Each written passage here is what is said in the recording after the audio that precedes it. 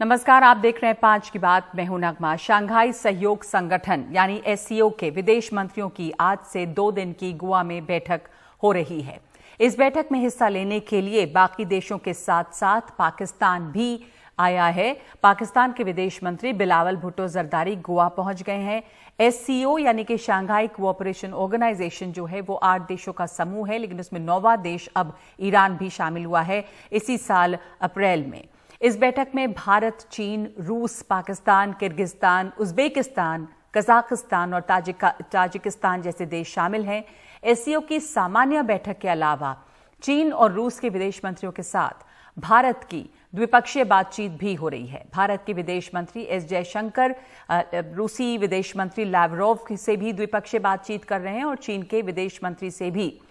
लेकिन इसके अलावा चीन के विदेश मंत्री के साथ तो बातचीत हुई है, लेकिन पाकिस्तान के विदेश मंत्री के साथ कोई द्विपक्षीय बातचीत का एजेंडा तय नहीं है। फिर भी बिलावल भुट्टो के दौरे की सबसे ज्यादा चर्चा है, क्योंकि बात भारत पाकिस्तान की है, जिनके बीच रिश्तों की बर्फ जमी हुई है। 12 साल बाद कोई पाकिस्तानी विदेश मंत्री भारत दौरे पर आया है। इससे पहले जब रक्षा मंत्रियों की बैठक हुई थी तो पाकिस्तान के रक्षा मंत्री वर्चुअल तौर पर शामिल हुए थे। अगर पाकिस्तान के किसी बड़े नेता की बात की जाए तो नवाज शरीफ 2014 में प्रधानमंत्री मोदी के शपथ ग्रहण समारोह में भारत आए थे। गोवा पहुंचने पर बिलावल भुट्टो ने कहा है कि वो मित्र देशों के विदेश मंत्रियों के साथ रचनात्मक चर्चा चाहते हैं। अस्सलाम वालेकुम, मैं बहुत खुश हूँ कि आज मैं यहाँ गोवा पहुंचा हूँ। शंघाई कोऑपरेशन ऑर्गेनाइजेशन में शिरकत करना, पाकिस्तान के डेलीगेशन को लीड करना, और मैं उम्मीद रखता हूं कि इंशाल्लाह ताला जो हमारा एससीओ का सीएफएम है वो बहुत ही कामयाब होगा। आप सबका बहुत शुक्रिया। भारत पाकिस्तान के रिश्तों में आज भी तनाव बढ़ाने के लिए वैसे एक उकसावे भर की जरूरत है, इसलिए ऐसे में बिलावल भुट्टो का यहां आना एक बड़ी बात मानी जा रही है। और इस यात्रा से दोनों ही देशों में हालांकि कोई खास उम्मीद नहीं है और ये कोई हैरानी की भी बात नहीं है। इस दौरे को एक बहुपक्षीय चश्मे से ही देखना चाहिए। वो भारत से सुलह करने नहीं आ रहे हैं, एक ऐसे क्षेत्रीय संगठन के सम्मेलन में भाग लेने आ रहे हैं जो पाकिस्तान के हितों के लिए काफी महत्व रखता है। पाकिस्तान से रवाना होने से पहले बिलावल भुट्टो ने एससीओ के लिए पाकिस्तान की कमिटमेंट की बात दोहराई। आज मैं गोवा भारत जा रहा हूं, जहां मैं पाकिस्तान के डेलीगेशन को क़यादत कर रहा हूं to attend the Shanghai cooperation organisations council of foreign ministers. मेरा जाना ये वाज़ेह पैगाम भेजता है कि पाकिस्तान कितना अहमियत ये एससीओ को देता है और कितना सीरियसली अपना मेंबरशिप को भी लेता है। I am looking forward to engaging bilaterally उन ममालिक के साथ जो इस ऑर्गेनाइजेशन का हिस्सा है। आपका शुक्रिया। 2019 के आतंकी हमलों के बाद भारत पाकिस्तान का जो तनाव था वो युद्ध स्तर तक बढ़ गया था। पाकिस्तान में इस समय काफ़ी आंतरिक समस्याएं भी हैं और आर्थिक हालात भी बेहद बुरे हैं। ऐसे में एससीओ की अहमियत पाकिस्तान के लिए क्या है ये भी देखेंगे। और बिलावल भुट्टो के भारत दौरे से दोनों देशों में बहुत ज़्यादा उम्मीदें नहीं हैं, फिर भी इसकी अहमियत क्या है और सिग्नलिंग क्या है, इस पर भी बातचीत करेंगे। तो हमारे साथ इस वक्त इस चर्चा के लिए जुड़ रहे हैं प्रभु दयाल जो पूर्व राजदूत हैं और ब्रह्मचलानी जो रक्षा विशेषज्ञ हैं। आप दोनों का धन्यवाद। ब्रह्मा, इमरान खान के दौर में पाकिस्तान का यह रुख था कि जब तक कश्मीर में धारा 370 को फिर से बहाल नहीं किया जाता भारत के साथ कोई बातचीत नहीं होगी। तो अब ये पता नहीं कि पॉलिसी कुछ बदली है क्या, लेकिन एससीओ की ही बैठक में जब चीफ जस्टिस की बैठक हुई तो पाकिस्तान की तरफ से कोई नहीं आया। रक्षा मंत्री की बैठक हुई तो वर्चुअल तौर पे उन्होंने शामिल हुए। और अब बिलावल भुट्टो का आना क्या कोई किस तरह का सिग्नल है? पाकिस्तान की पॉलिसी में किसी तरह की नरमी माना जाए इसे? इस समय पाकिस्तान की हालत इतने खराब हैं, एक तरह से पाकिस्तान आइसोलेटेड है इंटरनेशनली। तो पाकिस्तानी फॉरेन मिनिस्टर का एससीओ मीटिंग में आना पाकिस्तान के इमेज के लिए इम्पॉर्टेंट है। तो सिंबॉलिकली इम्पॉर्टेंट है उनका ट्रिप गोवा आए। मगर जो असली बात है कि क्या जयशंकर भुट्टो के साथ बायलैटरल मीटिंग करेंगे, क्योंकि जैसे लावरोव के साथ जयशंकर इस समय मीटिंग कर रहे हैं, चीनी भी करेंगे और कई दूसरे जो विजिटिंग फॉरेन मिनिस्टर्स हैं उनके साथ भी मीटिंग्स करेंगे bilaterally on the side lines.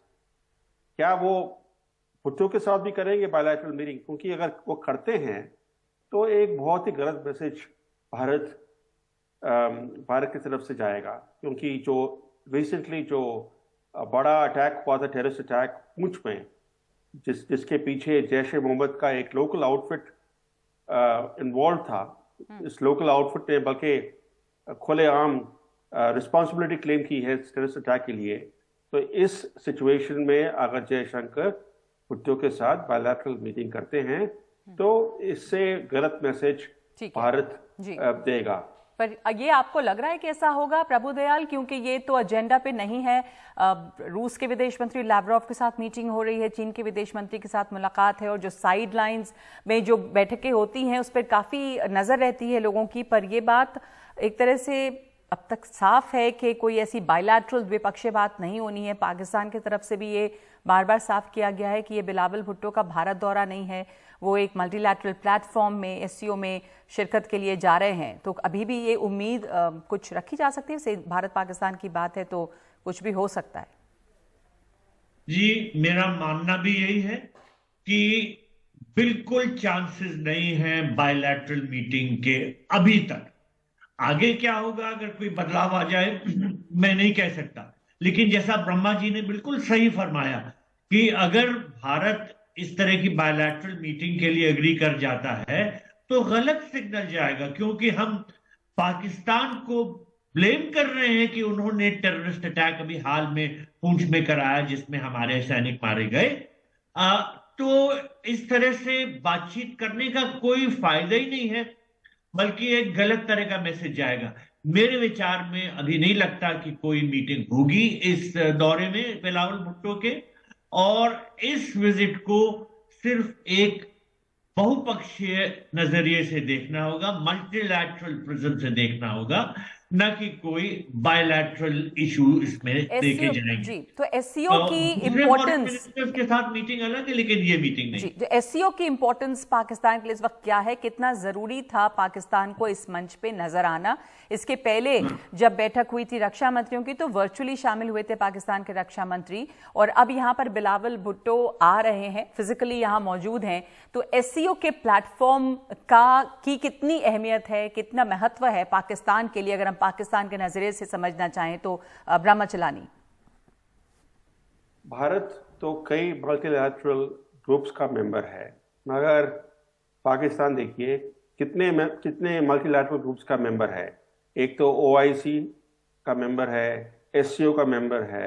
अगर एससीओ के मीटिंग में भुट्टो नहीं आते तो इससे एक रॉन्ग इंप्रेशन खड़ा हो जाता कि पाकिस्तान एससीओ को इम्पोर्टेंस नहीं दे रहा है। तो पाकिस्तान के इमेज के लिए भुट्टो का आना एससीओ मीटिंग के लिए ज़रूरी था। ये मीटिंग इंडिया में हो रही है तो उसके बावजूद वो गोवा आए, क्योंकि आपको पता ही है कि भुट्टो ने कुछ महीने पहले काफ़ी इंडिया के खिलाफ और मोदी के खिलाफ बोला था जी। और जो उनके अटरेंसेस है इससे तो साफ जाहिर है कि वो पीस नहीं चाहते हैं। He is not a diplomat seeking peace, बल्कि वो चाहते, क्योंकि ये जो सरकार है पाकिस्तान में इस समय, वो सरकार आर्मी के पूरी बैकिंग से है। ये सरकार बहुत ही अनपॉपुलर है डोमेस्टिकली, मगर सत्ता में है आर्मी के फुल सपोर्ट के साथ। तो इस तरह के सिचुएशन में भारत और पाकिस्तान के बीच शांति टॉक्स होना बिल्कुल ही पॉसिबल नहीं है, क्योंकि आर्मी नहीं चाहता कि भारत के साथ रिश्ते बेटर हों। ठीक है। प्रभुदयाल, आपको भी ऐसा लगता है कि अब बिलावल भुट्टो का यहाँ आना बहुत ज़रूरी था उनकी पाकिस्तान की अपनी इमेज के लिए, लेकिन उन्होंने पहले काफ़ी अपशब्द कहे थे प्रधानमंत्री मोदी के लिए, लेकिन उसके बाद शहबाज शरीफ जो है उन्होंने एक इंटरव्यू के दौरान ये एक संकेत दिए थे कि कैसे भारत और पाकिस्तान के जो रिश्ते हैं वो बेहतर होने चाहिए। हालांकि उसमें एक बाद में क्लॉज भी अटैच था कि 370 की बात या फिर कश्मीर की बात भी उसमें उठी थी। पर इस वक्त जो वहाँ पे घरेलू हालात हैं, जिस तरह की वहाँ पे पॉलिटिकल उठापटक है, पार्टी अनपॉपुलर है, आर्थिक हालात बहुत ख़राब हैं, सबसे बुरा परफॉर्म करने वाली इकॉनमी में एक है पाकिस्तान। ऐसे में ये जो दौरा है वो पाकिस्तान के लिए कितना अहम आपको लगता है? क्योंकि ऐसा पाकिस्तान की शिरकत से पाकिस्तान को क्या फ़ायदा यहाँ पर दिख रहा है? भारत को फ़ायदा इसका कुछ है नहीं, भारत अध्यक्षता कर रहा है, तमाम देश मौजूद हैं, पाकिस्तान शामिल होता या नहीं, पर पाकिस्तान के लिए क्या ये फ़ायदा है? पाकिस्तान ये दिखाना चाह रहा है कि वो आइसोलेटेड नहीं है और वो कुछ ग्रुप्स में शिरकत कर रहा है, और ये ग्रुप्स में उसकी शिरकत से ये जाहिर करने की वो कोशिश कर रहा है कि वो दूसरे देशों के साथ संपर्क बनाए हुए। लेकिन ये तो बिल्कुल ऊपरी ऊपरी बात है। असलियत में पाकिस्तान बेहद आइसोलेटेड है और उसके करीबी दोस्त भी उससे जरा दूर होते जा रहे हैं, क्योंकि वो सबके सामने बस कटोरा लेके खड़ा हो जाता है, क्योंकि उसको फाइनेंशियल असिस्टेंस चाहिए होती है।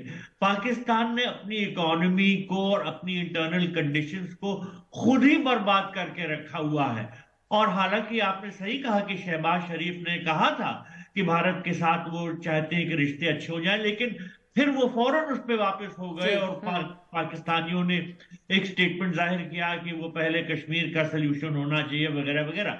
तो पाकिस्तान की जो गवर्नमेंट इतनी वीक है और इतनी आइसोलेटेड है कि मेरे ख्याल से वो कोई कदम नहीं उठा सकती भारत के साथ अच्छे रिश्ते बनाने के। इस समय अच्छे रिश्ते जो हैं वो एक ये जो चर्चा और एक सवाल उठ रहे थे कि क्या रिश्तों की बर्फ पिघलेगी, क्या इसे एक पहल के तौर पे देखा जाना चाहिए? आप नहीं मानते कि ऐसा कुछ है? इसको इस नजर से देखना भी नहीं चाहिए? प्रभुदयाल, मैं नहीं मानता कि कोई चांसेस हैं अभी हालात अच्छे होने के लिए या रिश्ते बेहतर होने के। और ये विजिट एक प्योरली मल्टीलैटरल विजिट है जो एससीओ की मीटिंग में पार्टिसिपेट करने के लिए बिलावल भुट्टो आ रहे हैं। पर चूंकि ये भारत पाकिस्तान की बात है, तो क्या ये अंदेशा भी है? हमने जाना, आपने भी दोहराया कि कैसे बिलावल भुट्टो ही पहले इस तरह के बयान दे चुके हैं जो कि ठीक नहीं था, और यहाँ कश्मीर हर मल्टीलैटरल प्लेटफॉर्म पर कश्मीर का मुद्दा जो है वो पाकिस्तान उठाता रहा है। ब्रह्मचलानी, क्या ये अंदेशा भी है या खतरा भी बना हुआ है कि कुछ इस तरह के स्टेटमेंट, कुछ गैर जिम्मेदाराना बात, इर्रिस्पॉन्सिबल बयान ऐसे भी हो सकते हैं जो रिश्ते सुधारने की बजाय और उसमें एक उलझन पैदा कर सकता है? आपका सवाल बहुत ही अच्छा सवाल है, क्योंकि इस तरह का रिस्क रियल रिस्क है। क्योंकि भुट्टो की जो ये बिलावल भुट्टो का जो बैकग्राउंड है वो बहुत ही प्रोवोकेटिव बैकग्राउंड है। वो जब भी मौका मिलता है वो प्रोवोकेटिव स्टेटमेंट्स इशू करते हैं, और क्वाइट पॉसिबल है कि इंडियन सॉइल पर वो कुछ बोलेंगे कश्मीर के बारे में, भारत के बारे में, जो एनवायरनमेंट को और ख़राब हो सकता है इन स्टेटमेंट्स के बजाय।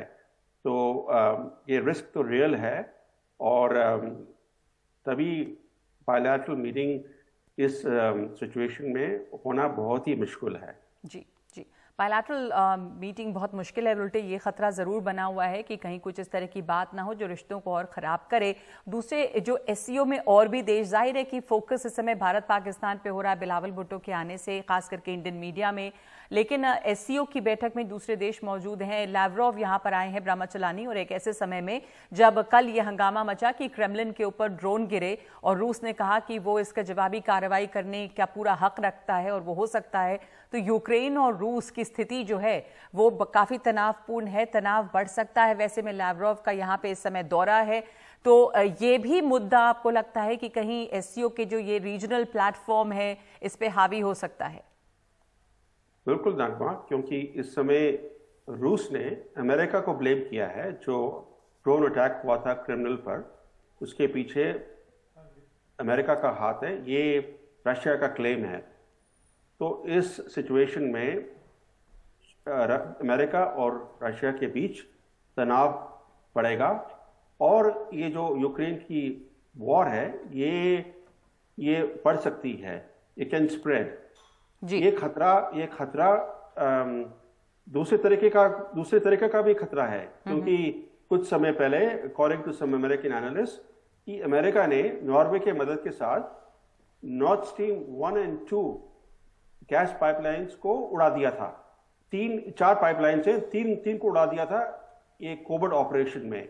तो आज के न्यूयॉर्क टाइम्स में खबर है कि अब रूस कोशिश कर रहा है कि जो अंडर सी केबल्स हैं, इंटरनेट केबल्स हैं और एनर्जी केबल्स हैं जो वेस्ट के लिए बहुत ही क्रिटिकल हैं, उनको ब्लो अप करने की एक प्लानिंग कर रहा है रूस। तो ये दूसरा रिस्क है, क्योंकि जो कुछ हुआ नॉर्थ स्ट्रीम 1 और 2 के खिलाफ, वो एक तरह से बहुत ही डेंजरस प्रेसिडेंट बन गया है इंटरनेशनल रिलेशंस में। मगर जो लड़ाई है यूक्रेन में, इस लड़ाई को अगर लड़ाई ये स्प्रेड होती है, अगर ये रूस और अमेरिका के बीच में कोई डायरेक्ट कॉन्फ्लिक्ट हो जाता है, इससे तो पूरा दुनिया खतरे में हो जाएगा। जी, तो इस समय एक ये खतरा भी बना हुआ है। ऐसे में ये बैठक हो रही है एससीओ की। प्रभुदयाल, आखिरी सवाल आपसे कि एससीओ, शांघाई कोऑपरेशन ऑर्गेनाइजेशन, जिसमें भारत पाकिस्तान बाद में शामिल हुए, और जिस तरह का ये एक समूह है, उसमें कई देश जैसे भारत, पाकिस्तान, चीन एक ऐसे देश हैं जिनके आपस के रिश्ते में लगातार उतार चढ़ाव होता रहा है। ऐसे में भारत के लिए किस तरह की अपॉर्चुनिटी आप देखते हैं एक एससीओ की अध्यक्षता जब भारत कर रहा है? देखिए, भारत कोशिश करेगा कि अहम मुद्दों पे बातचीत हो। मसलन अफगानिस्तान में क्या स्थिति है, टेररिज्म से इस रीजन में क्या क्या नुकसान हो रहा है जी, रीजनल सिक्योरिटी को कैसे बढ़ाया जा सकता है, ये सब मसले हैं। और साथ ही साथ किस तरह से कोऑपरेशन को एससीओ देशों के बीच बढ़ाया जा सकता है, ट्रेड, इन्वेस्टमेंट, कनेक्टिविटी, ये सब मुद्दे हैं। साथ ही साथ चीन के साथ जो हमारे संबंध हैं उनमें काफी खटास है। देखिए, अभी हाल में जो रक्षा मंत्रियों की मीटिंग हुई थी, उसमें हमारे जो रक्षा मंत्री हैं उन्होंने हाथ नहीं मिलाया था चीन के रक्षा मंत्री के साथ। ये जाहिर करता है कि हम ये दिखाना चाहते हैं चीन को कि भाई हम उसके रवैये से खुश नहीं हैं, और जो मीटिंग्स हो रही हैं वो इस बात पे गौर करना उनके लिए जरूरी है कि जो बड़ा एक फासला है चीन और भारत के नजरियों में, उनको कम अगर नहीं किया जाएगा तो रीजनल कोऑपरेशन बढ़ नहीं सकता। और भारत और चीन के लिए जरूरी है कि वो जो लाइन ऑफ एक्चुअल कंट्रोल पे जो पीस फिर से लाए, और जो तनाव चीन की हरकतों से बढ़ा है उस पे लगाम लाई जाए। तो चीन के ऊपर ये जिम्मेदारी है, और फिर से हम अब इसी बात पे दोहराएंगे। जी, धन्यवाद आपका। एससीओ की अहमियत भारत के लिए क्या है, इस समय पाकिस्तान और भारत के लिए किस तरह की अपॉर्चुनिटीज हैं, पाकिस्तान के लिए क्या सिग्निफिकेंस है, इसकी तमाम मुद्दों पर आपने बातचीत की। ब्रह्मा चलानी और एम्बेसडर प्रभुदयाल, बहुत शुक्रिया शामिल होने के लिए। 5 की बात में एक ब्रेक लेंगे हम, और उसके बाद एक दूसरी अहम खबर जिस पर हम चर्चा करेंगे, समलैंगिकों के मसलों की बात, जिसके निपटारे के लिए केंद्र ने एक अहम कमेटी बनाने के लिए कहा है।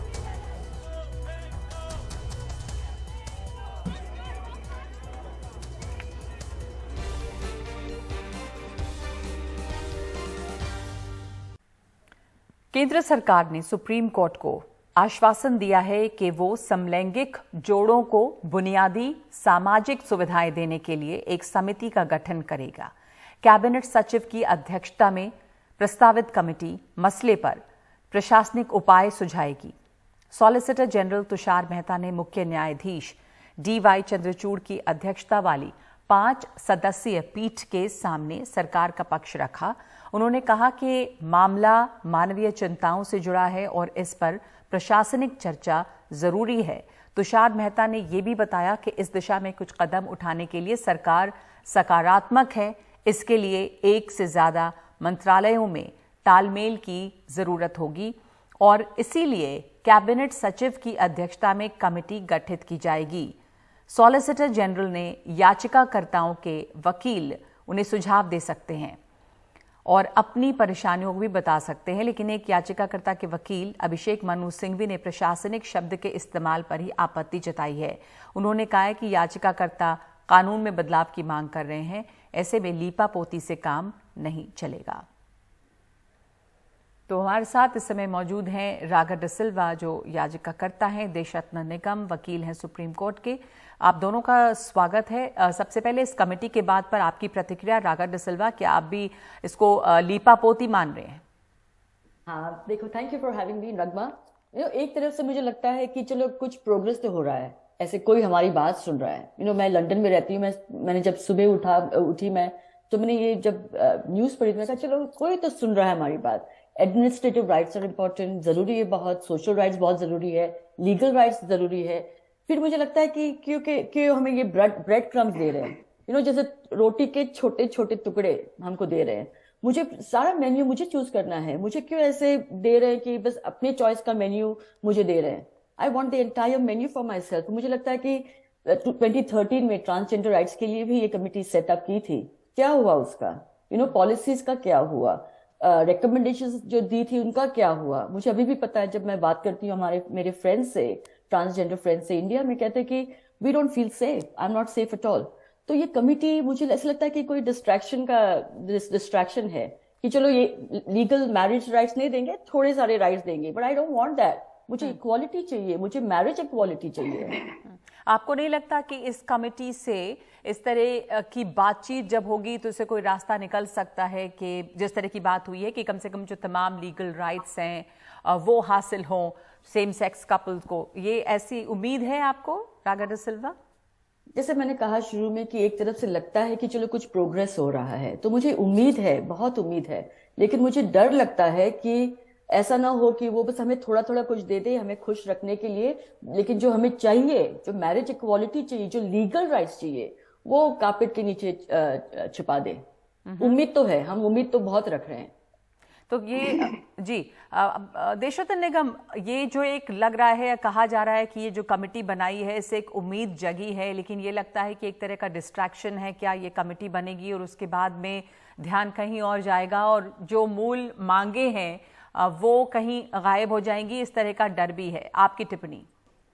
देखिए नगमा जी, सबसे पहले सुप्रीम कोर्ट में जो बहस चल रही है उसमें ये है कि ये एकाधिकार जो क्षेत्र है वो हमारी संसद का है। तो सुप्रीम कोर्ट भी इस चीज को मानता है कि वो जो पार्लियामेंट के अधिकार क्षेत्र में आता है उसमें हम नहीं कर सकते, ऐसा सुप्रीम कोर्ट की, सीजेआई की और बाकियों की टिप्पणी आई। और उस कारण से उन्होंने बोला कि हम इसके अलावा मानवीय मूल्यों पर हम कुछ सोच के देना चाहते हैं। तो यहाँ सरकार ने बोला इसमें भी हम थोड़ी सी सकारात्मक सोच रखते हैं, अगर हम क्या कुछ दे सकते हैं, क्या नहीं दे सकते, या दे सकते हैं नहीं दे सकते, इस पर एक पूरी चर्चा होगी, क्योंकि बहुत सारे मंत्रालय वगैरह हैं जिनकी राय भी ली जाएगी। 160 कानून है जिनमें बदलाव की जरूरत है, वो सुप्रीम कोर्ट कहता है हम नहीं कर सकते। ये हमारे विचार से ये पार्लियामेंट का एक अधिकार है, इसलिए एक कमेटी बना के कुछ देने की कोशिश कर रही है। अगर ये लोग नहीं चाहते, पिटिशनर्स मना कर दे कि हमको ये कमेटी नहीं चाहिए सुप्रीम कोर्ट में, और अपनी पूरी याचिका को वहां पर बहस करें। जी देशरत्न, एक बात आपसे समझना चाहती हूँ कि ये जो कमेटी बनाने की बात हुई है, जो केंद्र सरकार ने आश्वासन दिया है कि समलैंगिक जोड़ों को बुनियादी सामाजिक सुविधाएं देने के लिए कमेटी बनेगी, तो वो कमेटी जो है वो किस तरह की होगी, उसका क्या रोल होगा, क्या उम्मीदें हैं उस कमेटी से, क्या काम करेगी वो? अभी देखिए जो चीज सामने निकल कर आई है उसमें तो वो कुछ अधिकारों की बात करें, लेकिन हमें पता नहीं, जो कैबिनेट जब कमेटी फॉर्म होगी तो उसके बाद देखा जाएगा कि उसका क्या है, क्या एम और ऑब्जेक्टिव है, उद्देश्य क्या है, वो सब लिखित में आएगा और उसके बाद वो डिस्कशन होगा। कमेटी बनने के बाद ही उद्देश्य पता लगेगा। लेकिन जो सुप्रीम कोर्ट पे जो बहस चली उससे ये साफ लगता है कि वो कुछ रास्ता कुछ निकालना चाहते हैं। सुप्रीम कोर्ट ने जो उनको सजेशन दिया, सुप्रीम और सरकार भी कहती है इसमें थोड़ी सी सकारात्मक सोच रखते हैं, लेकिन ये इश्यू इतना पेचीदा है कि इसको हम ऐसे बैठ के नहीं कर सकते, इस पे सारे लोग बैठेंगे और चर्चा करेंगे। कैबिनेट सचिव कैबिनेट सचिव की अध्यक्षता में ये बनेगी जो प्रस्तावित कमेटी है, और कहा गया है कि मसले पर वो प्रशासनिक उपाय सुझाएगी, जिस पर अभिषेक मनु सिंघवी ने आपत्ति की इस प्रशासनिक वर्ड पे। क्या आपत्ति इस पे हो सकती है और क्या मतलब हुआ इस प्रशासनिक उपाय का, देशरतन जी? देखिए, जो पिटिशनर्स है, याचिकाकर्ता है, वो क्या चाह रहे हैं? वो चाह रहे हैं कानून में बदलाव कि उन्हें समलैंगिक जो शादी है उसको कानूनी दर्जा दिया जाए। जो ये कह रहे हैं, लेकिन कोर्ट कह रहा है वो हमारे दायरे के बाहर है, वो संसद के बाहर है। तो जो संसदीय चीज कानून में फेरबदल की बात कर रहे हैं वो तो नहीं हो सकती। प्रशासनिक सुविधाएं देने की बात कर रहे हैं, एडमिनिस्ट्रेटिव, तो ये याचिकाकर्ता उसको नहीं मान रहे हैं। तो ये सुप्रीम कोर्ट को इनको साफ बोल दे। कुछ पिटिशनर्स कह रहे हैं चलिए ठीक है हम देख लेंगे, कुछ कह रहे हैं कि नहीं, हम पूरे कानून में ही बदलाव चाहते हैं, हमें शादी का दर्जा दिया जाए। कोर्ट कहता है ये भाई संसद का मामला है, संसद इसमें अगर चाहे तो वो कर सकती है, वहां अपना बहस करे, चर्चा करे, वोटिंग हो उस पर, और कानून बनना चाहे तो बन सकता है, ये संसद का विषय है। लेकिन जो सरकार कर सकती है वो प्रशासनिक चीजें कर सकती है, कुछ सुविधाओं की बात कर सकती है। सरकार ऐसे भी नहीं कर सकती, उसको अगर कानून में बदलाव करना पड़ेगा उन सुविधाओं के चलते, तो उसके लिए भी संसद में ही जाना पड़ेगा। तो अल्टीमेटली सुप्रीम कोर्ट भी ये कह रहा है कि ये संसदीय एक क्षेत्राधिकार है, इसलिए हम उस क्षेत्र में नहीं जाना चाहते। तो वो कोई रास्ता ढूंढने की कोशिश कर रहे हैं। तो रागा डिसिल्वा, ये मानती हैं आप कि ये कानून तो संसद से बनेगा, लेकिन सरकार की नीयत जो है इस समय आपको ठीक लग रही है कि कोई हल तो निकालना चाहते हैं, कोई रास्ता निकालना चाहते हैं। ये भी कहा गया है कि जो याचिकाकर्ताओं के वकील हैं वो इस कमेटी को सुझाव भी दे सकते हैं, अपनी परेशानियां भी वहां रख सकते हैं। तो ये एक पॉजिटिव स्टेप है। आपने शुरू में भी कहा कि एक लग रहा है कि पॉजिटिव स्टेप है, पर कुछ आशंकाएं भी हैं, पर इससे नियत दिखती है सरकार की कि वो हल करना चाहते हैं मामले को। देखो, पार्लियामेंट में एबिलिटी है ये हमें मैरिज इक्वालिटी देने की। कोर्ट्स ने दिखाया हुआ है कि इंटेंट करेक्ट है, इंटेंट है कि हमें हेल्प करें, हमें प्रोग्रेस दे, हमें राइट्स दे। लेकिन गवर्नमेंट, मुझे ये बताओ, सेंट्रल गवर्नमेंट या सेंटर ने कहाँ पे हमें कभी भी कॉन्फिडेंस दी है कि वो हमारे साथ है? तो अभी क्यों देंगे?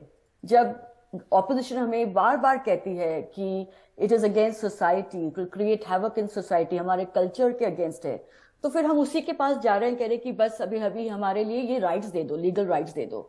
मुझे तो लगता है कि ये नहीं होगा, ये तो डिस्ट्रैक्शन है। मुझे एक बात कहनी है, देशरतन जी ने लास्ट टाइम मेरे साथ जब हम नेशनल टीवी पर साथ में थे, तो उन्होंने कहा कि मैंने कहा कि मैं लीगली मैरिड हूँ यूके में। तो देशरतन जी, आपको याद होगा, आपने कहा कि अगर आप लीगली यूके में मैरिड है तो आपकी जो शादी है वो यूके डबल ट्रीटी के against it is valid in India, कि अगर मैं इंडिया आती हूँ तो वो मुझे डबल ट्रीटी के अग्रीमेंट के दौरान मुझे वो राइट्स मिल जाएगी। ये गलत बात है। तो मुझे ये बहुत डर लगता है कि हम मैरिज की बात कर रहे हैं, हम टैक्स की नहीं बात कर रहे हैं। नगमा जी, मुझे बहुत डर लगता है कि लोग जो एक्सपर्ट्स हैं यहाँ पे आते हैं और हमें मिस इन्फॉर्मेशन देते हैं। तो सोसाइटी क्या कहती है कि ये राइट है या नहीं है, मुझे वो बहुत डर लगता है कि इन्फॉर्मेशन कहाँ से आ रही है। तो ये जो इंटेंट है, आप कह रहे हैं जो नियत है, उस पर भी इस वक्त एक सवाल है और एक शक है, और दूसरी ये कि एक पॉजिटिव कदम तो आपको दिखता है, पर यह भी लगता है कि डिस्ट्रैक्शन है। सरकार एक कमेटी बनाने पर सहमत हो गई है, पर इस कमेटी से हासिल क्या होता है वो उस पर एक बहुत बड़ा सवाल है। धन्यवाद आपका रागा डिसिल्वा अपनी बात रखने के लिए, और देशरतन निगम धन्यवाद शामिल होने के लिए इस चर्चा में। बिहार में नीतीश कुमार सरकार को एक बड़ा झटका लगा है पटना हाईकोर्ट की तरफ से, क्योंकि जातिगत गणना पर रोक लगा दी गई है। पटना हाईकोर्ट ने इसे असंवैधानिक बताया है और अगली सुनवाई इस पे 3 जुलाई को होगी। नीतीश सरकार लंबे समय से जातिगत गणना कराने के पक्ष में रही है। हाईकोर्ट के फैसले पर तेजस्वी यादव ने कहा कि सरकार जातिगत गणना कराने के लिए प्रतिबद्ध है। हम अंतिम पायदान पर खड़े व्यक्ति को लाभ पहुंचाने के लिए ये सर्वे कर रहे हैं और अपनी कोशिश जारी रखेंगे। जब केंद्र सरकार ने मना कर दिया तो अपने ही रिसोर्स से हम लोग जो है ये करा रहे थे सर्वे, और केंद्र सरकार तो ना बिहार को विशेष राज्य का दर्जा देती है, ना विशेष पैकेज देती है, सौतेला व्यवहार करती है। अगर रियलिटी क्या है वो सामने ना आ जाता, भाई कौन लोग गरीब हैं, कौन लोग झुग्गी में रहते हैं, झोपड़ी में रहते हैं, कौन लोग भूमिहीन हैं, कौन लोग कचरा धोने वाले हैं, उनकी आर्थिक स्थिति क्या है, उसी हिसाब से चिन्हित करके सरकार जो है लाभ पहुंचाती लोगों को। और कोई एक जाति की बात नहीं थी, सबकी बात थी। तो अब जो कोर्ट का निर्णय आएगा उस पर हम लोग देखेंगे। नहीं, देखिए, ये तो माननीय उच्च न्यायालय का निर्देश है। मैं तो इस महागठबंधन सरकार पर आरोप लगाता हूं कि मुझे लगता है कि जातीय गणना के बारे में इनकी ही मंशा गड़बड़ थी। एनडीए सरकार ने तो निर्णय ली थी कि हम जातीय गणना कराएंगे। आप लोग सहमत थे कि जातीय जनगणना हो? निश्चित तौर पर हम लोग सरकार में सहभागी थे और हमारी कैबिनेट ने निर्णय लिया था। अडानी एंटरप्राइजेज ने 2022-23 के वित्तीय वर्ष और चौथी तिमाही के नतीजों का ऐलान किया है। कंपनी की आय में 96% का इजाफा हुआ है। फाइनेंशियल ईयर में अडानी एंटरप्राइजेज की कुल आय 1,38,175 करोड़ रही है। इस दौरान कंपनी का कुल EBITDA 112% बढ़ गया और बढ़कर 10,025 करोड़ हो गया, जो इस बात को दिखाता है कि व्यवसायिक क्षेत्र में कंपनी का परिचालन मजबूत रहा है और इसी के बूते इस मील के पत्थर को हासिल किया गया। कुल मुनाफे की बात की जाए तो 2018% बढ़कर 2,473 करोड़ के स्तर पर पहुंचा है। अडानी समूह के अध्यक्ष गौतम अडानी ने कहा है कि वित्तीय वर्ष के नतीजे ग्रुप की ताकत और लचीलेपन को प्रदर्शित करते हैं।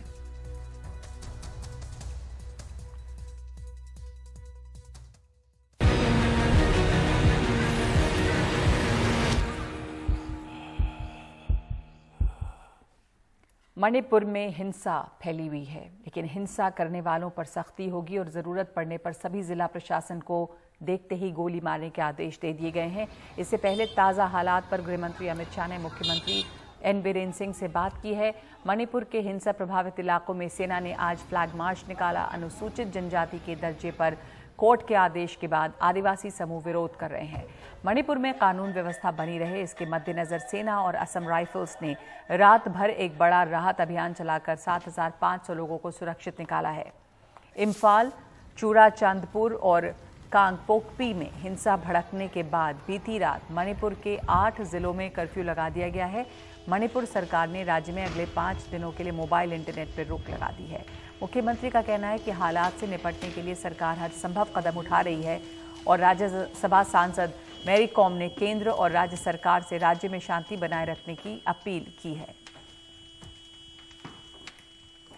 अब आपको दिखाते हैं कि दरअसल मणिपुर में यह हंगामा क्यों मचा हुआ है, मणिपुर आखिर क्यों जल रहा है। तो यहाँ पे मैतेई समुदाय है। मैतेई समुदाय ने अनुसूचित जनजाति दर्जे की मांग की है। मणिपुर हाईकोर्ट ने सरकार से विचार करने को कहा है। हाईकोर्ट के फैसले के खिलाफ जनजातीय समूह सड़कों पर उतर गए। जनजातीय वर्ग को अपनी जमीन, संसाधनों पर कब्जे का डर है। एक छात्र संगठन की ओर से बुलाए एकता मार्च में हिंसा भड़की। तोरबंग इलाके में आदिवासियों और गैर आदिवासियों में झड़प हुई। मणिपुर के चूड़ाचांदपुर, बिष्णुपुर जिलों में हिंसा हुई है। चूड़ाचांदपुर में हिंसा की आग दूसरे इलाकों तक भी पहुंची है। तो ये पूरा हंगामा जो है वो मैतेई समाज के कोटे की मांग की वजह से हुआ है, जब वो आरक्षण की मांग कर रहे हैं। During the last around 24 hours, some incident of clashes, vandalisms, and arson have been reported in Imphal, Churachandpur, Bishnupur, Kangpokpi, and More, etc. Precious lives have been lost, besides damage of property of residents, which is very, very unfortunate. These accidents are a result of prevailing misunderstanding between two sections of our society. The state government is seized of the developments and taking all steps to control the law and order situation. और ये कल रात से लेके बहुत भयंकर मतलब वो ज्यादा हो रहा है और मुझे चाहती हूँ कि हो सकता है तो जल्दी से जल्दी स्टेट गवर्नमेंट और सेंट्रल गवर्नमेंट कुछ करे कि मणिपुर में ये दोबारा मतलब ये पीस को ये सिचुएशन को खत्म होने के लिए ये मैं रिक्वेस्ट कर रही हूँ। और अब बात तेलंगाना की। तेलंगाना के मुख्यमंत्री के चंद्रशेखर राव ने केंद्र की राजनीति में अपना दखल बढ़ाने की दिशा में एक कदम लिया है। दिल्ली के वसंत विहार में उन्होंने आज अपनी पार्टी BRS के केंद्रीय कार्यालय का उद्घाटन किया है। इससे उन्हें अपनी पार्टी की गतिविधियों को देश भर में फैलाने में मदद मिलेगी। ये भवन 4 मंजिला है, जिसका निर्माण पिछले साल शुरू हुआ था। BRS का कहना है कि इसे उत्तम वास्तु को ध्यान में रखते हुए बनाया गया है। के चंद्रशेखर राव ने पिछले साल अपनी पार्टी तेलंगाना राष्ट्र समिति का नाम बदलकर भारत राष्ट्र समिति किया था। तो आज इसकी शुरुआत हो गई है। इस वक्त 5 की बात में इतना ही। नमस्कार।